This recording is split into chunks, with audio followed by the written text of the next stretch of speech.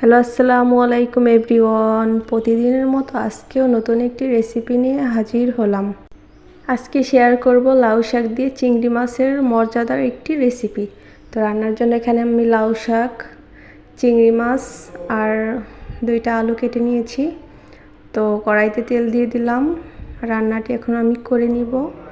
তো রান্নার জন্য আমি এখন কাঁচামরিচ কুচি আর পেঁয়াজ কুচি দিয়ে দিচ্ছি।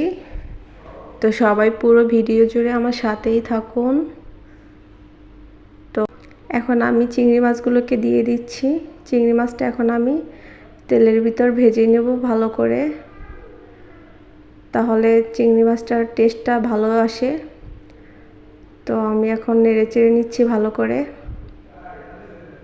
কার কার এরকম লাউ শাক দিয়ে চিংড়ি মাছের রেসিপি পছন্দ অবশ্যই কমেন্ট করে জানাবেন।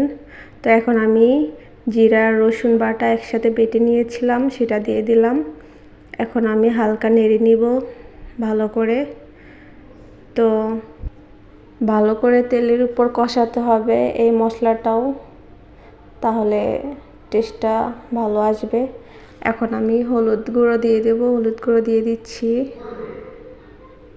তারপরে দিয়ে দেব আমি লবণ। আজকে আমি কোনো মরিচ গুঁড়া ব্যবহার করব না।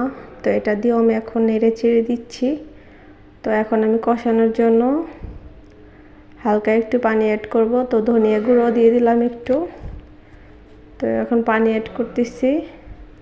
মশলাটা আমি সুন্দর করে কষিয়ে নেব। মশলা সুন্দর করে কষানো হলে তরকারি টেস্টটা ভালো আসবে। তো এখন আমি লাউ শাকের যে ডাঁটাগুলো আর আলু কেটে নিয়েছিলাম ওইগুলো আমি এখন কষিয়ে নেব। শাকটা আমি পরে দেব, নয়তো শাকটা একদম গলে যাবে।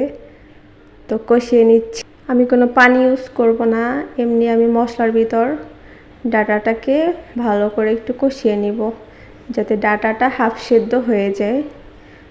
তো এখন আমার ডাঁটাটা হয়ে গেছে কষানো। লাউ শাকগুলো আমি দিয়ে দিচ্ছি। লাউ শাকটা একদম টাটকা ছিল, ফ্রেশ। তো আপনারা এভাবে রান্না করে দেখবেন লাউ শাকের রেসিপি, আশা করছি ভালো লাগবে। তো আমি এখন ভালো করে নেড়ে চেড়ে মিশিয়ে নিব। তো আমার হয়ে গেছে প্রায় কষানো। এখন আমি পানিটা দিয়ে দেব। পানি দিয়ে এখন আমি মিডিয়াম আঁচে পুরো রান্নাটি কমপ্লিট করে নিব। তো আমি কোনো ঢাকনা ব্যবহার করছি না। তো ঝোলের পরিমাণটা একটু কম দিবেন। তো রান্নাটা আমার প্রায় হয়ে যাচ্ছে। যারা যারা আমার ভিডিও দেখেন তাদেরকে অসংখ্য ধন্যবাদ। আর প্লিজ একটা লাইক দিয়ে ভিডিওটি ফুল ওয়াচ করবেন।